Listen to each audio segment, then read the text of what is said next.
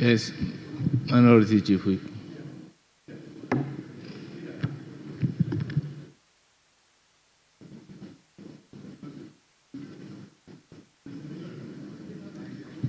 Minority Chief Whip, you have the floor. Leadership should wind up. We have 2 more questions. Speaker, let me take the minister back to parts of his own answers, I think paragraph 5, as answers to question 45, introducing 24-hour passport services with door-to-door delivery. Speaker, the minister do know that the government is yet to bring a policy on the 24-hour economy to Parliament. I am also aware, up to this stage, we don't have a definite explanation what the 24-hour economy is all about. In fact, then candidate John Mahama says the 24-hour economy is not compulsory. My question to the minister is, now that we don't have a definite policy, what are you anchoring your 24-hour passport delivery on? Because we don't have a definite policy yet. We are told they are yet to bring it to Parliament. So what are you anchoring this on?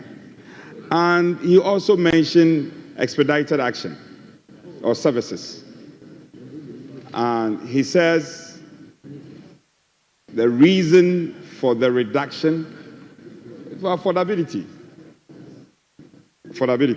But he also says the expedited service would have to be paid for. Why won't government be absolute in terms of bearing costs if you are reducing from 500 to 300 plus or 300? And then on the expedited service delivery, you are saying that people have to bear the cost. Is it a question of you picking and choosing or not sure of what to do?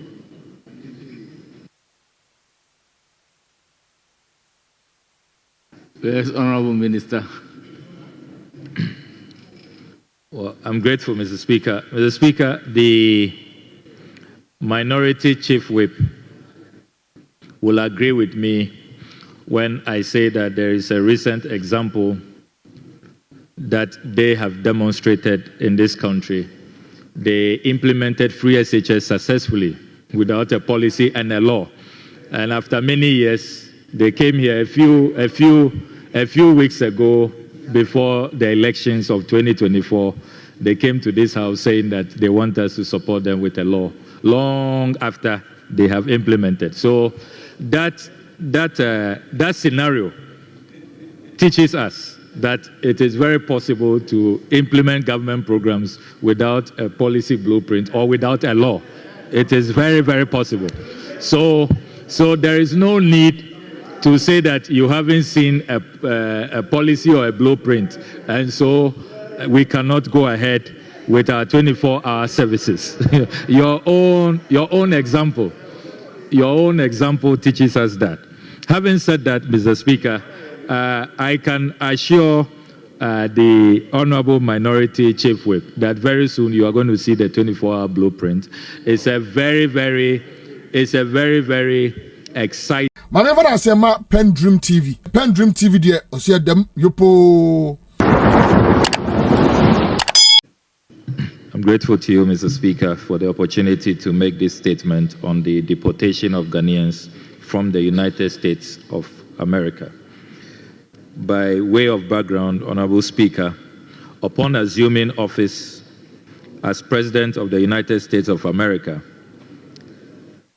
His Excellency Donald Trump instituted several executive actions, including executive order on deportation.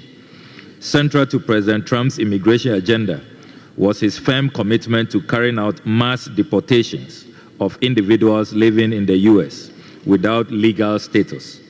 This initiative primarily targeted those who either entered the country illegally or overstayed their visas. As of 23 February 2025, the United States has implemented significant changes to its immigration policies, leading to profound consequences for migrant communities. These changes have resulted in mass deportations of undocumented migrants and heightened enforcement measures along the southern border with Mexico. Initially, the deportation efforts under the Trump administration prioritized undocumented immigrants and non-citizen residents with serious criminal records. However, reports indicate that individuals without criminal histories, those with final deportation orders, individuals with expired visas, and even recipients of temporary protected status, TPS, have also been subject to deportation. According to data from U.S. Immigration and Customs Enforcement, approximately 37,660 individuals were deported in January 2025. No Ghanaians were included in that number. However, 94 Ghanaians were deported from the U.S. in 2024. The ongoing raids by the Immigration and Customs Enforcement and reports of mass deportations have fostered a climate of fear and uncertainty within migrant communities. Actions taken by U.S. authorities to further bolster deportation efforts, President Trump signed a memorandum on 29 January 2025 directing the Departments of Defense and Homeland Security to expand the Migrant Operations Center at Guantanamo Bay. This expansion will facilitate the temporary housing of up to 30,000 undocumented immigrants. Following this directive, 178 Venezuelan migrants were transferred to the facility and subsequently deported to Honduras, from where they were repatriated to Venezuela. As of now, no Ghanaian national is reportedly detained at this facility. Increased border security. The Trump administration's strengthened border enforcement has led to a notable reduction in illegal migrant crossings, particularly along the southern border. According to data from U.S. Immigration and Customs Enforcement, daily arrests in the El Paso sector of the border fell dramatically from 1,800 in 2023 to fewer than 100 in January 2025. This decline in illegal crossings is largely attributed to a comprehensive government strategy that involved collaboration across multiple federal agencies. The Department of State, Defense and Justice, alongside Homeland Security and ICE, work together to enhance border security and tighten enforcement measures. These efforts included increased border patrols, the construction of additional barriers, and the deployment of advanced surveillance technologies to monitor and prevent illegal crossings. The concerted strategy appears to have significantly disrupted migration patterns in the region, contributing to the reduction in arrests and crossings. However, Mr. Speaker, while the administration views this as a success in border control, it has also led to ongoing debates about the broader impacts of migrant communities and the human rights concerns associated with such stringent enforcement measures.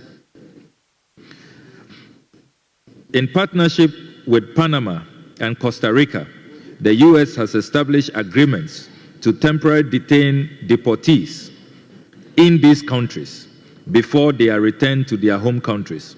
Under these arrangements, migrants who are deported from the U.S. are often held in detention camps in Panama or Costa Rica as part of the deportation process. However, reports from detainees have highlighted concerning conditions in these camps. Migrants held in Panama, for example, have complained about harsh living conditions, limited freedoms, and restricted access to legal assistance. These complaints have raised concerns about the treatment of individuals awaiting deportation in these temporary detention facilities. The Ghana mission, Mr. Speaker, in Washington has reported that 2 Ghanaian nationals were recently deported to Costa Rica by ICE. The mission is working with the International Organization for Migration, IOM, for eventual transfer to Ghana. The involvement of these third-party countries in the deportation process reflects a broader U.S. strategy to manage its deportation efforts and control migration flows. Targeting of unaccompanied migrant children. A recent directive has instructed U.S. Immigration and Customs Enforcement agents to locate and deport unaccompanied migrant children who entered the U.S. without parental guardianship. This initiative targets over 600,000 unaccompanied minors who have entered the U.S. since 2019. The measures being implemented as part of this initiative include the use of DNA testing to verify familial relationships, to ensure that children are returned to their families or home countries safely. However, the initiative has raised concerns regarding the potential removal of children who have been living in the U.S. for extended periods, particularly those residing in state shelters or with non-relative sponsors. Among those potentially affected are Ghanaian children. As at now, there are 4 children who are known to the Ghana mission who fall under this category. These children, like many others, may face the possibility of deportation if they are unable to prove familial connections or guardianship under the new ICE directive. The move has raised alarm within advocacy groups who have expressed concerns about the impact it may have on the safety and well-being of these vulnerable minors.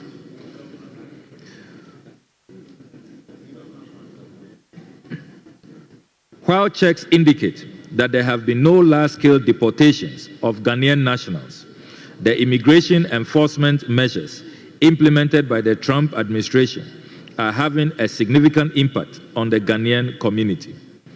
One of the sources of confusion and concern has been reports that suggest that U.S. immigration officers are closely scrutinizing individuals with dual citizenship, particularly those who travel abroad using both their U.S. and Ghanaian passports. This has further heightened uncertainty within the Ghanaian community, as many individuals fear that their travel may lead to complications with immigration authorities. So, Mr. Speaker, currently, the mood within the Ghanaian community is one of fear and anxiety. Several leaders from various Ghanaian associations have expressed concerns about the growing apprehension among community members.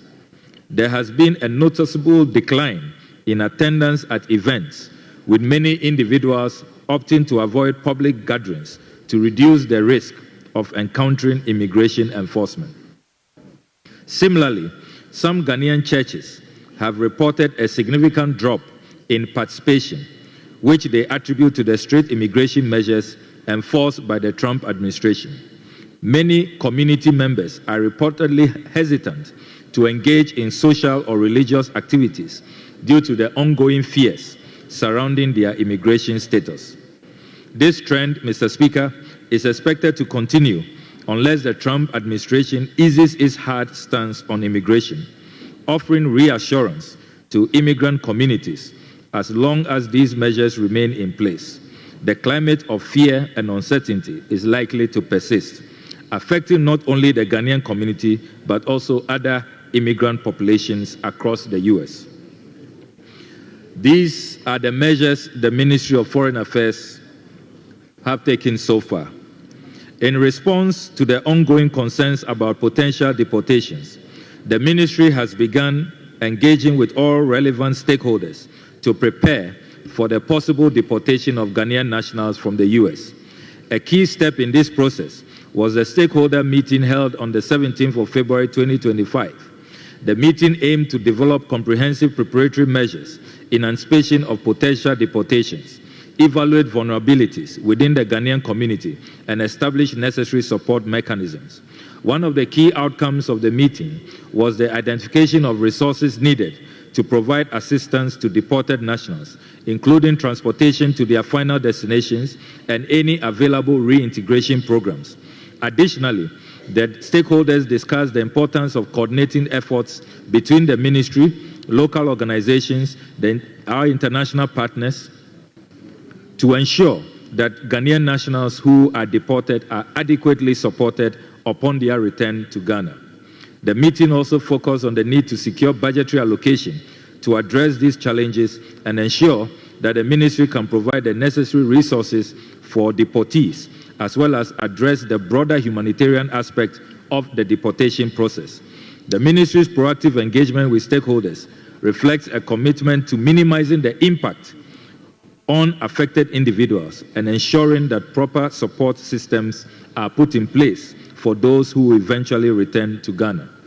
Institutions represented at the meeting were the Ministry of Foreign Affairs, the Ministry of the Interior, the National Security Secretariat, Research Department, the Ghana Immigration Service, the National Investigations Bureau, the National Disaster Management Organization, NADMO, the National Ambulance Service, the Department of Social Welfare, and Port Health. Now, Mr. Speaker, on the 21st of February 2025, I held a very constructive meeting with the U.S. Ambassador to Ghana, Her Excellency Virginia E. Palmer. The meeting sought broader cooperation and understanding of exactly what U.S. authorities were engaged in, and we also sought to ensure that the deportations are carried out in a very humane manner. It will be recalled that there have been times in recent years where nationals have been deported in conditions which were most appalling. For example, deporting people in chains, in handcuffs, chaining them to their seats as they are flown into our country. We have stated that we will want these matters to be an incident occurring in the past, and that we do not want them to recur. These deportations must be carried out in a humane manner. During the meeting, it was also emphasized that the affected Ghanaians do not have criminal records, and that any Ghanaian currently serving a jail term will not be deported until their sentence has been fully served. And we have received full assurances from the U.S. Ambassador in Accra on these matters. Updates from the Washington mission indicates as follows. Currently, there are 150 Ghanaians in detention across various centers in the U.S. who are awaiting deportation for crimes such as rape, internet fraud, and illegal entry. None of the affected Ghanaians are in detention as we speak. 50 out of the 150 individuals have received final deportation orders from the courts. Their deportation is expected to take place by mid-year, mid-2025. The remaining 100 cases are either under appeal or have been dismissed. Representations have been made to U.S. authorities on behalf of one Ghanaian on the grounds of ill health, and he has been released to seek medical care. On the 20th of December 2024, our embassy in Washington was informed of another one Ghanaian with a medical condition who requested expedited removal, as his condition was not improving with the treatment he was receiving in detention.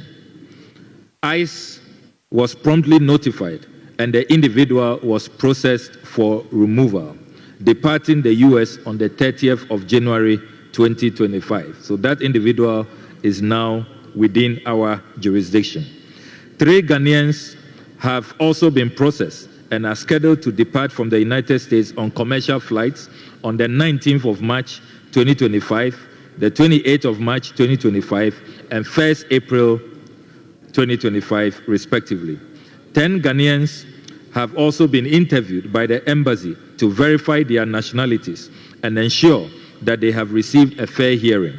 They are now awaiting the Department of Homeland Security to purchase their flight tickets before their travel documents for their deportation can be issued.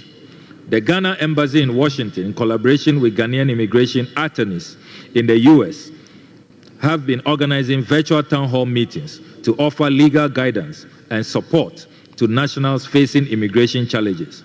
Upon the issuance of final removal orders, the individuals' names will be forwarded to the ministry for further processing.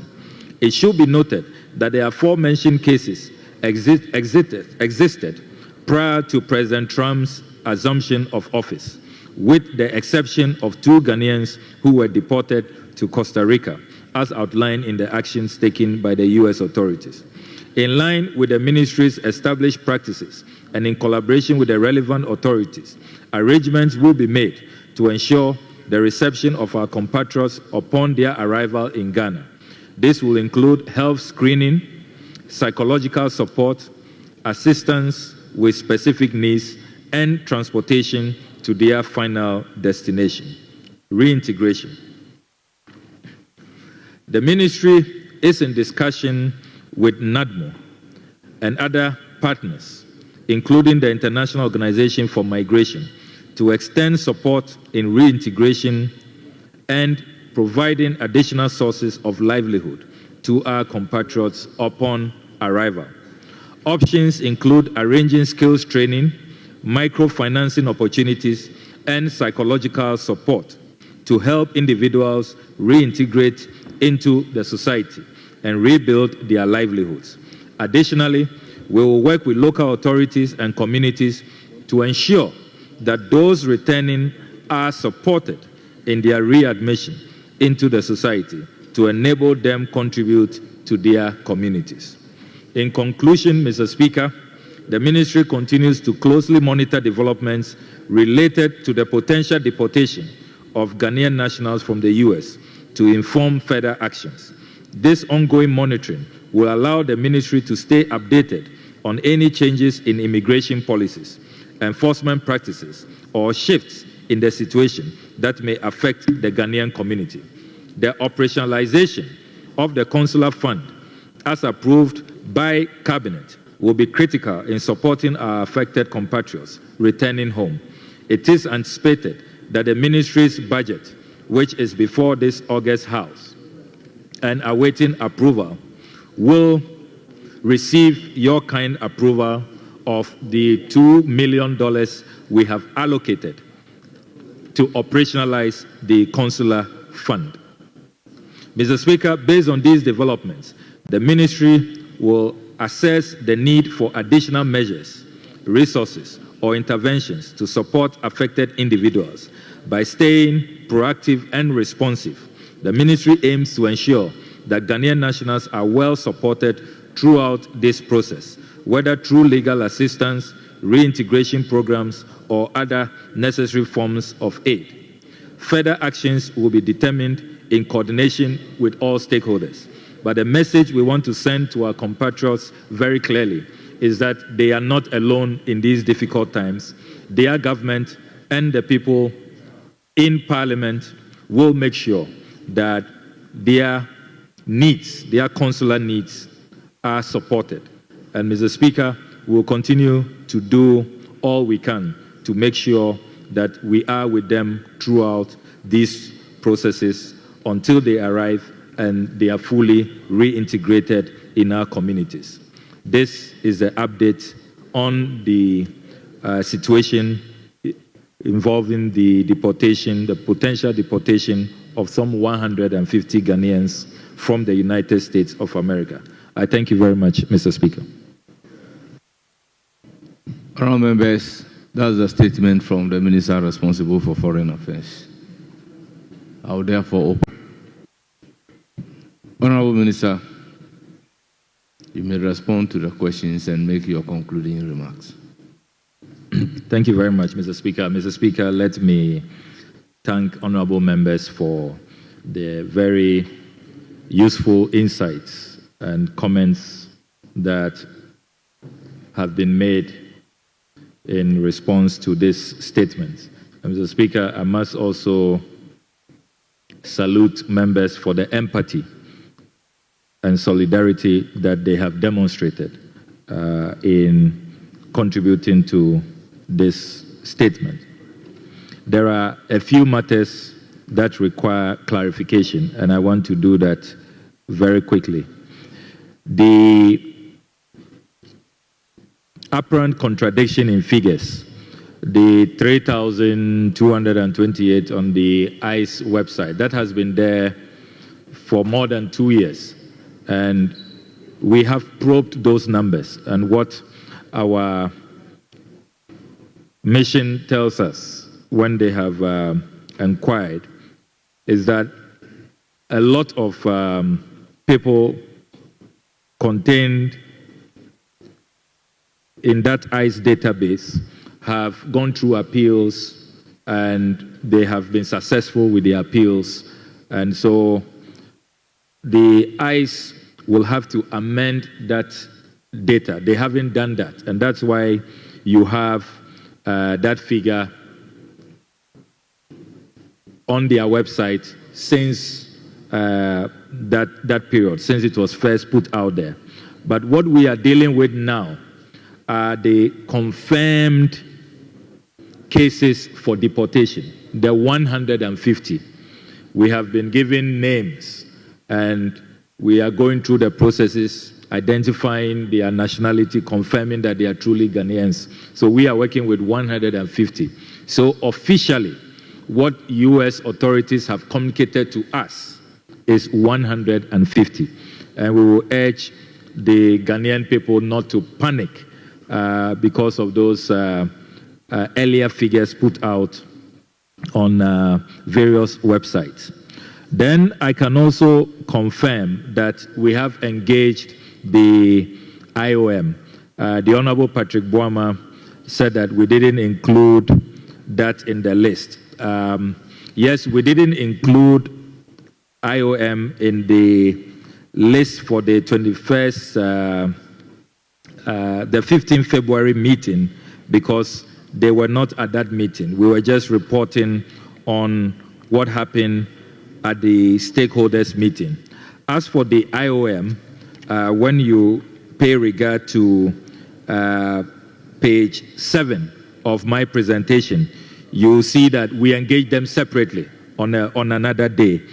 So I said at paragraph 22 that we are continuing discussions with IOM, NADMO, and other partners on their reintegration and supporting them with other livelihood interventions. So I can assure honorable members that we continue to engage with IOM.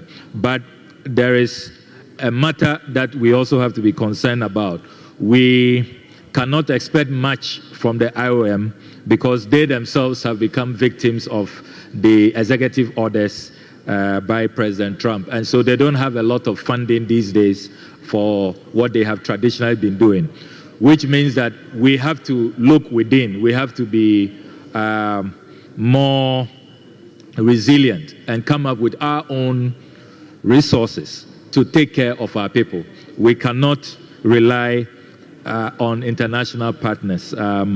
We don't really have much support coming from our international partners. We must look within, and that's what the government has been doing so far. There's another issue I must quickly speak to, which has to do with the tickets for the returnees. Let me place on record that the U.S. authorities are bearing the cost. They are paying the ticket fares for the deportation of our nationals, and all of these deportations they are doing, they are taking care of the cost. We are only to facilitate providing the travel certificate and making sure that as receiving countries, we are ready to receive them when they arrive. But we are not paying for the tickets. The U.S. authorities are handling that. Then in terms of the profile, so far I can confirm that the profiling we have done, these are indeed Ghanaians, but they are Ghanaians who did not commit any crimes. They are not hardened criminals. They are decent people. They were just in search of greener pastures, did not regularize their stay as quickly as they should and have been caught up in this. But I can confirm that these are hardworking, decent Ghanaians, very harmless. And so there shouldn't be concern in Ghana that when we accept these people and reintegrate them, they may attack anybody or undermine the safety of our nationals. They are not hardened criminals. They are not dangerous. What they need is our empathy and our care, and we should really look out for them and show them compassion. That's what they need. I do agree that the consular fund will have to be supported, and we are hoping that when it comes to the approval of the estimates, honorable colleagues will help us in that regard so that we will get the fund which has been allocated for in the budget. We hope that you will join us to approve them.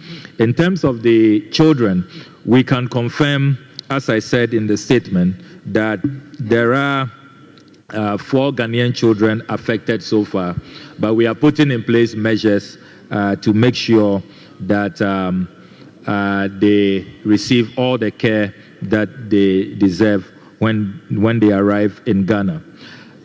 A matter to do with stigma has been raised, which is a very important point. We need not stigmatize these 150 Ghanaians facing deportation. We must recognize that this can happen to anybody, and any of us could have been in their shoes. That is why in today's presentation, we have kept their names out. We are not mentioning who they are. And indeed, when we welcome them at the airport, we also do that off camera. We don't go with media, and we do not disclose their identities. It is particularly because of the issue of stigmatization.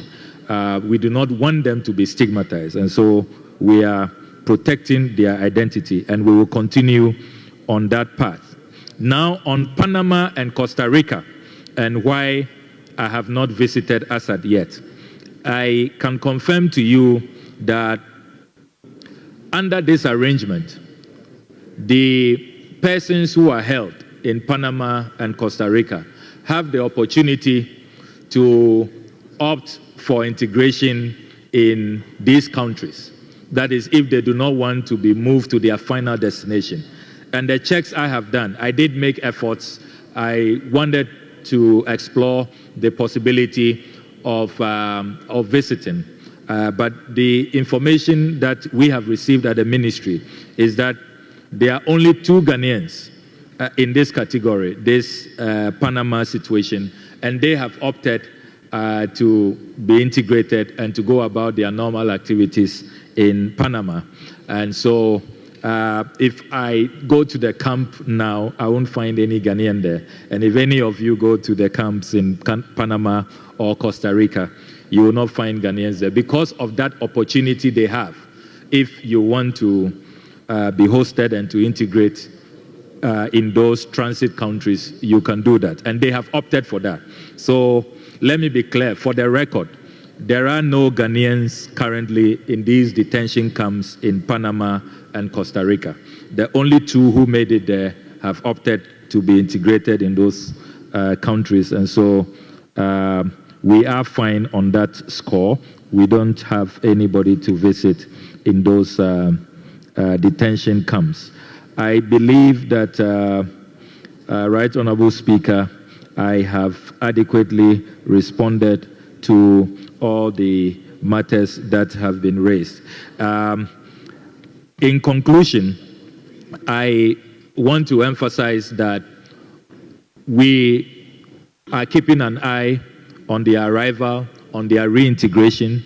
We are following up. We are working with NADMO very closely. So we have their records. We call to check up on them regularly. and those who have arrived are doing fine. And as I said, we are looking at the budgetary allocations that have been made. When we get your approval, we'll look at skills training, how to support them, those who may want to start up. Because the way they were arrested, they couldn't even have access to their savings, they couldn't have access to their valuables. It was all done in a very rushed manner. And so we would need to extend support services to them. And I can give you that firm assurance that we will do that. We continue to look out for them. We will not abandon them. They are our fellow compatriots, and we are here to serve them. And that is the philosophy guiding the whole attitude towards their return and reintegration. Thank you very much, Honorable Speaker. On the delegations, so that we can also take that tomorrow. Minority Chief Whip, please let's quickly work on the delegations and then the groups, so that we can as well take that tomorrow. So, honorable members, we'll then come back to item number 6 on today's order paper and go to question number 40 in the name of Honorable Vincent Eko Asafwa.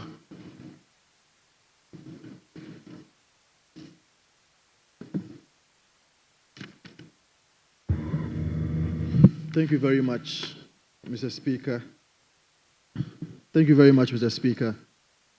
I would want to ask the Minister for Foreign Affairs the plans of the government to ensure the accessibility of the chip-embedded passport launched by the previous government on December 2nd, 2024. Honourable Minister, you have the floor.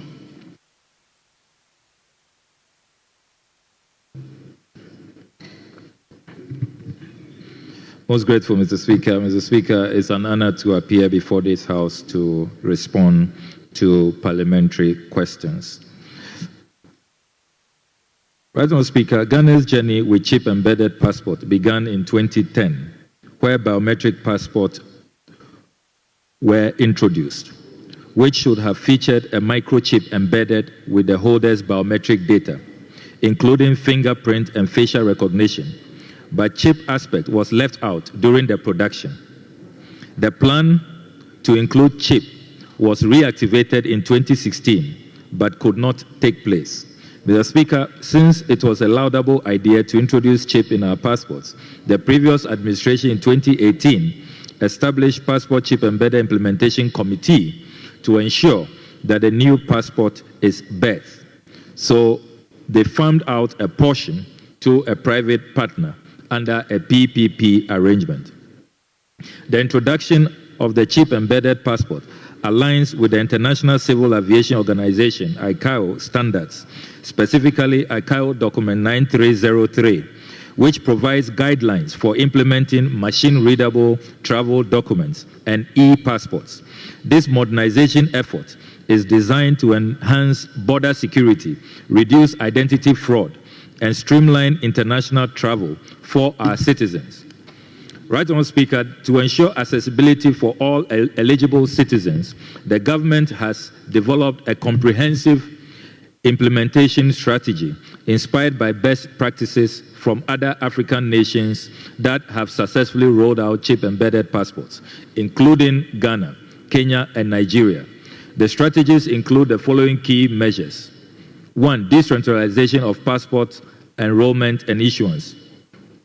9 out of the 16 regions currently have passport offices. The office of the Upper East region, that's Bolgatanga, is expected to become operational later this year. The government intends to expand passport application centers to the remaining 6 outstanding regions. Those are the newly created regions, ensuring that citizens do not have to travel long distances to apply for their passports. For our citizens outside Ghana, all Ghanaian embassies and consulates are equipped to provide similar services to our compatriots abroad. Mobile passport application centers are also utilized to provide door-to-door passport services to Ghanaian communities abroad. Additionally, mobile biometric registration units can be deployed to remote locations to facilitate enrollment for those who may face challenges accessing passport offices. As honorable members may attest, my ministry recently established a studio here in Parliament to process diplomatic passports for members of Parliament. Enhance digital services for convenience. Right, Honourable Speaker, we are currently, as part of our ongoing passport reforms, integrating an online passport application system, payment and appointment to allow for citizens to initiate their applications from anywhere, reducing congestion at our passport offices. A passport application tracking system will also be introduced to keep applicants informed about the process of their applications. The system will be linked to the National Identification Authority database so that all personal information of applicants is transferred automatically directly onto the NIA system to the passport office system via the confirmation of the Ghana card number and biometric verification. Any changes to personal information such as name, date of birth, or place of birth will be done at the NIA through an update of records with appropriate documents. Right, Honourable Speaker, a nationwide sensitization campaign will be launched this month to educate the public on the benefits, security features, and application processes for the new passport. Special focus will be placed on engaging communities in rural areas and vulnerable groups to ensure that they are not left behind. Affordability and phased implementation. Right, Honourable Speaker, the government recognizes concerns about the affordability of the new passport and is committed to ensuring that the cost remains reasonable while maintaining high security standards. In our efforts to make passports more accessible to all Ghanaians and per instructions I have received from His Excellency President John Dramani Mahama, we are pleased to announce a reduction in the cost of the ordinary passport booklet, that is the 32-page booklet, from the 500 Ghana cedis to 350 Ghana cedis. We will in the coming days be presenting an amendment to the fees and charges to ensure that this reduction is approved by the House from 500 Ghana cedis down to 350 Ghana cedis. That is the new policy position of the Mahama administration. I'm sure, Mr. Speaker, you might have read that a passport reform committee has been set up to study and review the contract which we inherited. That review is underway, and indeed all the partners are meeting tomorrow to conclude the exercise of the review. When the review of the contract is done, we will move into a phased-out rollout of the chip-embedded passports, and we expect a smooth transition from the current biometric passports to the chip-embedded passports. It is useful, Mr. Speaker, to add that we are also introducing a 24-hour passport service.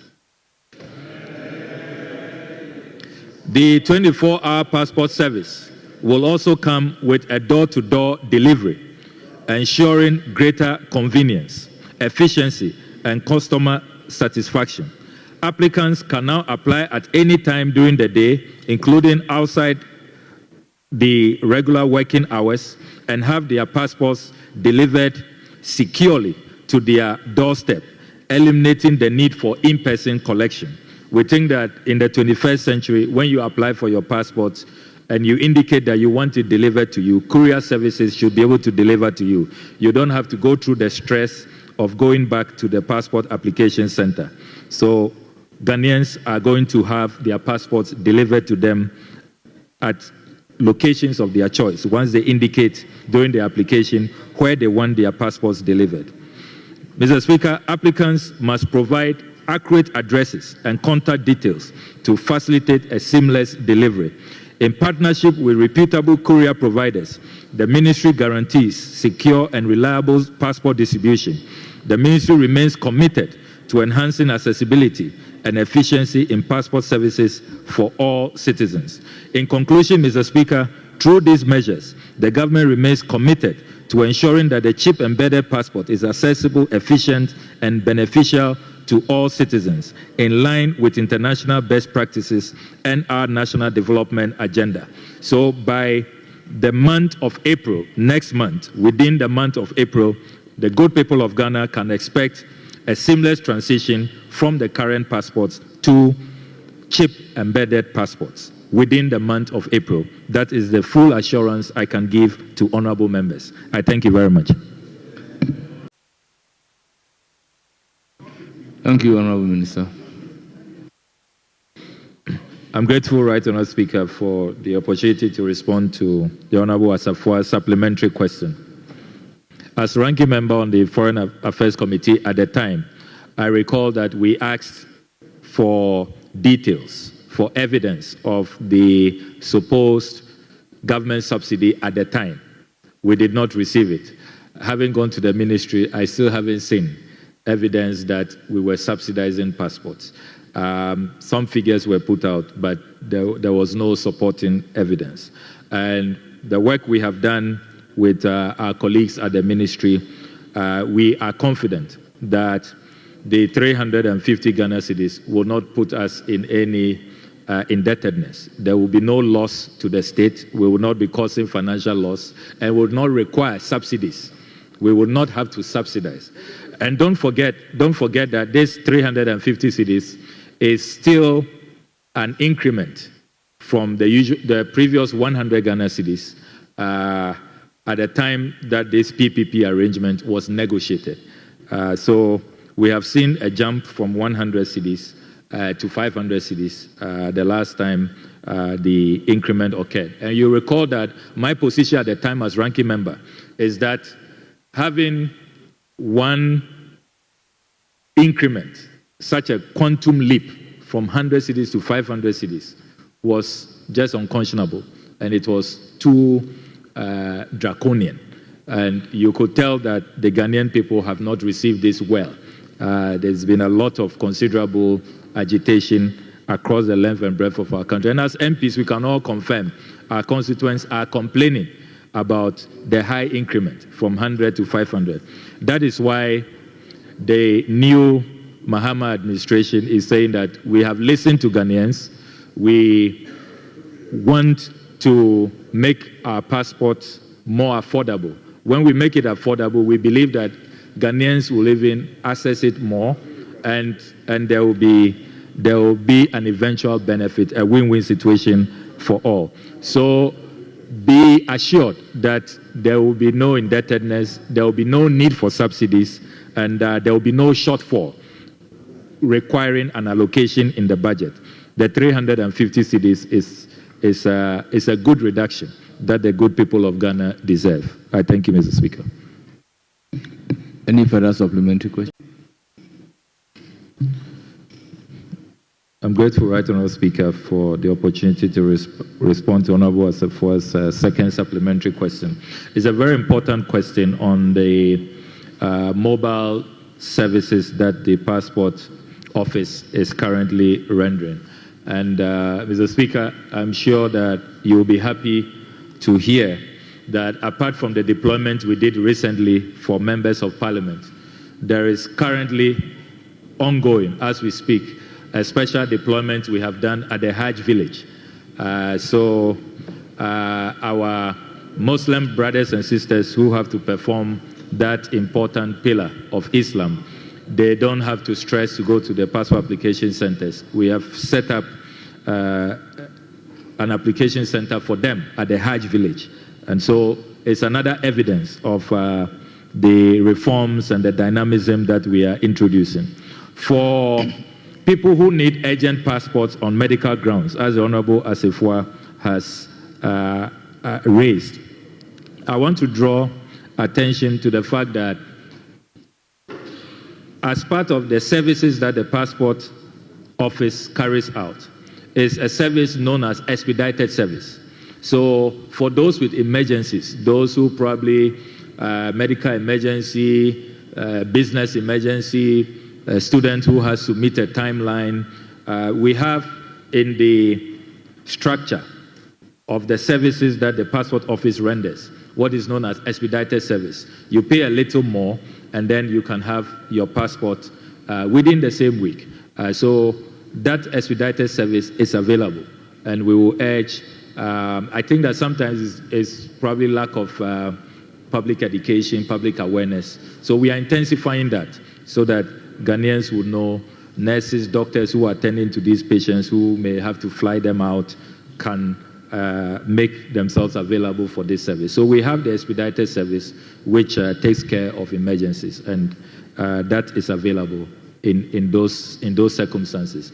In terms of whether we can create an avenue where these expedited services can be made mobile and relocated to hospitals, because you are not too sure where the emergency call will come from, I think that it's better for us to maintain the expedited arrangement so that once you call and there's evidence that this is a medical emergency, then our people will respond promptly. And I can tell you that the passport office is doing very well. Our staff there, they are very responsive. There was an expedited case this week. One of our colleagues needed a passport done the same day, within 24 hours. And our colleague can confirm that we were able to do that. Our passport office is really delivering, and they are very efficient. And so I think that the emergencies that our people will require in those times, they can rely on the expedited service to solve those problems. I'm grateful, Mr. Speaker. Honorable Asafua, your last supplementary question. Thank you very much, Mr. Speaker. I must commend the Minister. This is a huge relief for persons who sometimes on medical grounds suffer to be able to attain passport, except to add that when such requests come, we have to find a way where Ghana Health Service will have a role to play, so that even if you don't know anybody in political office, you would be able to be attended to. My last question to you stems from the committee report in 2022 of the Foreign Affairs Ministry, the Foreign Affairs Committee, the 2022 annual budget estimates of the Ministry of Foreign Affairs and Regional Integration, and item number 14.2, chip embedded passport. I'll read the second paragraph. The committee was informed that the project will be executed in partnership with a private company within a 10-year period, and the total cost of rolling out the project for the first year is $23 million. The profit sharing structure for the first 4 years is 30% for government and 70% for the private entity. For the subsequent 6 years, it is expected to be 35% for government and 65% for the private entity. The weighted average cost of the capital is rated at 9.75%. So, Minister, my question to you is that at least this is the terms of the contract that is existing. In the event that you finally roll out the chip-embedded passport, maybe somewhere around this year, are you going to maintain these terms of the contract between the government and the private sector? Thank you. Honorable Minister. Thank you very much, Mr. Speaker. Mr. Speaker, I did say in my response to an earlier question that the contract is currently under review, and we have a crucial meeting tomorrow. I'm very transparent. I have indicated that I think that we can do something about those terms, and the government of Ghana can be in a better position than what has been earlier negotiated. Because we have not concluded the review, but we are pushing towards better terms for government. As it is now, it's skewed 70-30, 60-40 in favor of the private investors. But we are reviewing and pushing for better terms. So since we have not concluded, I do not want to preempt the negotiations. But just to say that we are fighting hard in the national interest for some better terms for the government and people of Ghana. I'm grateful, Mr. Speaker.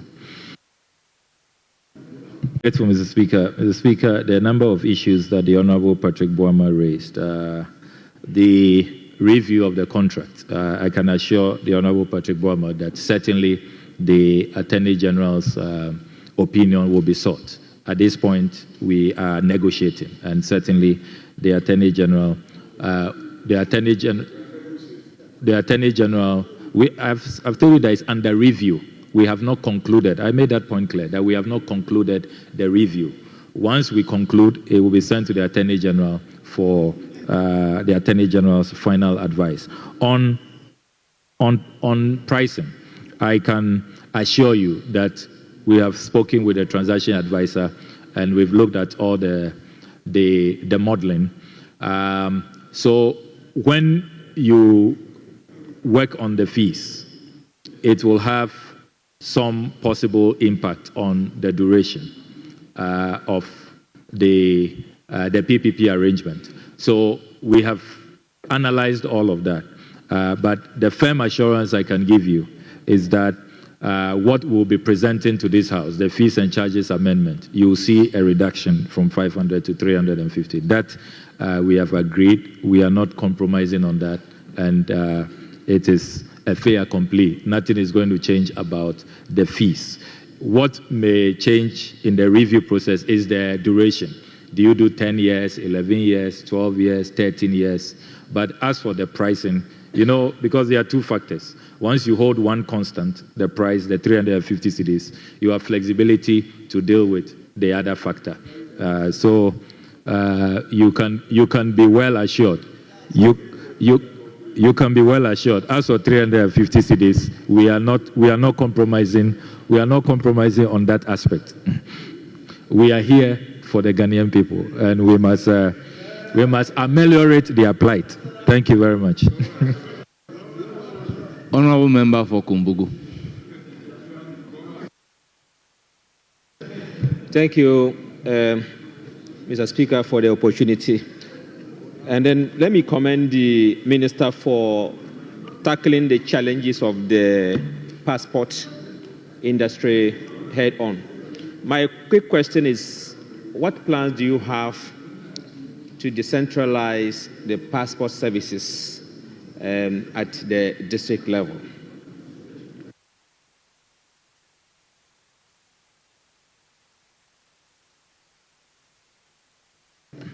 Well, thank you very much.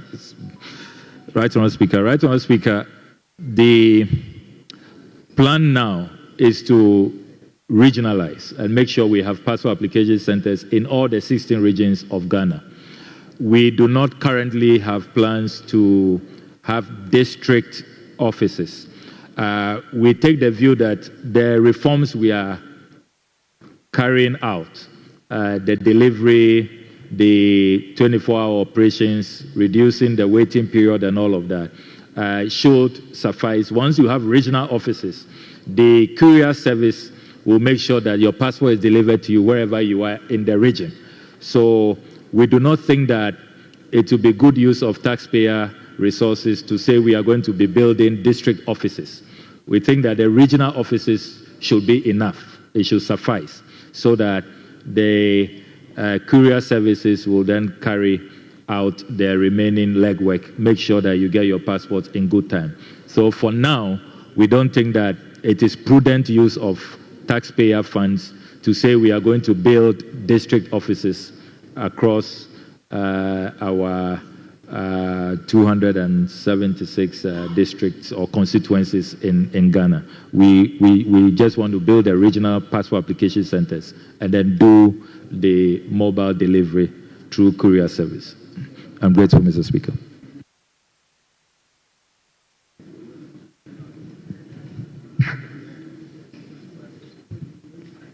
Thank you very much. Okay. Honorable former minister. Okay. Okay, I would like to know from the minister when you will start printing the booklets in the regions instead of only in Accra.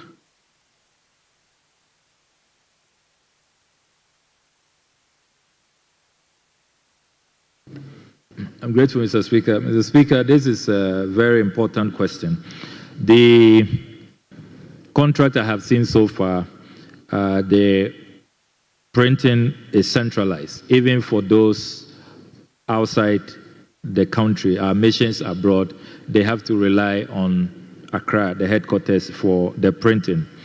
Because it's a security document and because it's chip embedded, how sensitive it is, I have been told by the experts that it is advisable that it remains centralized. But what we should do is to strengthen the delivery network so that once it's printed, it can be delivered across the country and then to our compatriots abroad using our embassies in an efficient manner.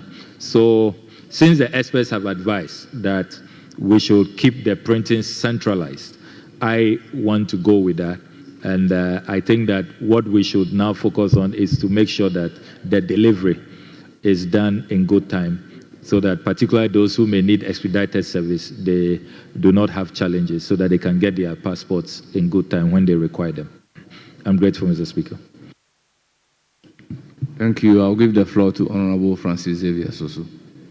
Thank you very much, Right Honorable Speaker. Mr. Speaker, in the answers of the Honorable Minister, he has justified the major policy shift from 500 cedis cost of passports to 350 Ghana cedis. Mr. Speaker, I would want the Minister to elaborate what factors really justified this major policy shift, because changing the price of passports from 500 to 350 is a major one. Would we lose revenue by doing that, or are we going to get more revenues by doing that? If the Minister could elaborate what factors led to this major shift in the change of prices. Thank you. Yes, Honorable Minister.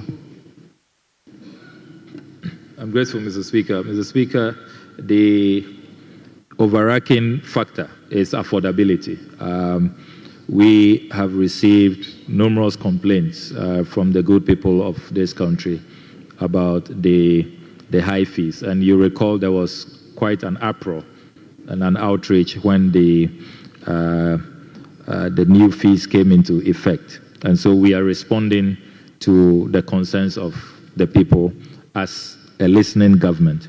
The analysis we have done in terms of the cost to the country, we believe that with this reduction, many more people are going to now apply for passports and renew their passports. And ultimately, looking at the figures, it will rather bring in more revenue. So we are not going to have revenue losses at all. On the contrary, because it's going to lead to an uptick, many more Ghanaians are now who are staying away. And so we're not getting the numbers as anticipated. We now are going to have higher volumes. And with these higher volumes, we would rather rake in more revenue for our country. So we've done the analysis, and it's a win-win situation. We'll benefit in terms of the national coffers, and then the affordability concerns of Ghanaians will also have been addressed. So I don't see any loser in this equation. Even for the private partners, they would also eventually find this beneficial, because it will also increase their profit margins. I'm grateful, Mr. Speaker. Yes, Minority Chief Whip.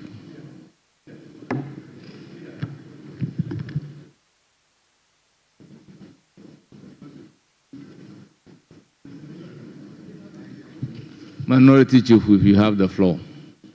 Leadership should wind up. We have 2 more questions. Speaker, let me take the minister back to parts of his own answers, I think paragraph 5, as answers to question 45, introducing 24-hour passport services with door-to-door delivery. Speaker, the minister do know that the government is yet to bring a policy on the 24-hour economy to Parliament. I am also aware, up to this stage, we don't have a definite explanation what the 24-hour economy is all about. In fact, then candidate John Mahama says the 24-hour economy is not compulsory. My question to the minister is, now that we don't have a definite policy, what are you anchoring your 24-hour passport delivery on? Because we don't have a definite policy yet. We are told they are yet to bring it to Parliament. So what are you anchoring this on? And he also mentioned expedited action or services. And he says the reason for the reduction is for affordability. But he also says the expedited service would have to be paid for. Why won't government be absolute in terms of bearing costs if you are reducing from 500 to 300 plus or 300? And then on the expedited service delivery, you are saying that people have to bear the cost. Is it a question of you picking and choosing or not sure of what to do?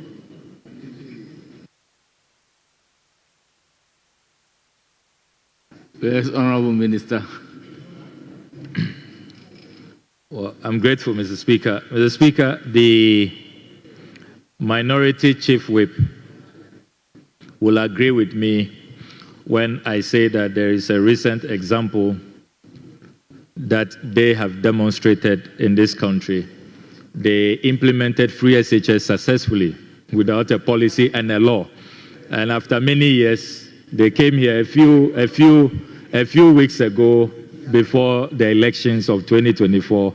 They came to this house saying that they want us to support them with a law, long after they have implemented. So that scenario teaches us that it is very possible to implement government programs without a policy blueprint or without a law. It is very, very possible. So there is no need to say that you haven't seen a policy or a blueprint, and so we cannot go ahead with our 24-hour services. Your own example teaches us that. Having said that, Mr. Speaker, I can assure the Honourable Minority Chief Whip that very soon you are going to see the 24-hour blueprint. It's a very, very exciting policy. The TUC has called it a game changer. AGI is excited about 24-hour. And we don't know what is complex about 24 hours. Ghanaians working 3 shifts, increasing productivity, creating more jobs for our people. It's as simple as that. It is as simple as that. It is as simple as that. It's as simple as that. And Mr. Speaker, I can assure you that the Passport Office will implement the 24-hour operation very successfully. The second aspect of your question to do with expedited service. For expedited service is really a service that is in the fees and charges arrangement already for those who want to pay more. Normally for entrepreneurs, business moguls, and it is even those who want a fatter booklet, probably the 48 pages they normally utilize that service. And once you are paying more, you are getting more pages, and you are getting your passports less than 3 days. I believe that it's good if you pay a little more for the premium service. So we are not discriminating at all. It is those in the elite category who feel that they have the means to pay for more, they are using that service. But under the 24-hour service, once we roll it out, you can get your passport within a week, within 5 days. I'm sure that there wouldn't even be any difference really between getting your ordinary passports and then going for expedited service. So this is a clear confirmation that the 24-hour policy is a game changer. It works and it's in the benefit of the people. Thank you very much, Mr. Speaker. PENDREAM TV. Now, so far so good. Say open online portal e Ghana. Nipa share, nipa follow, nipa comment here. To my best of knowledge, without any biases, PENDREAM TV.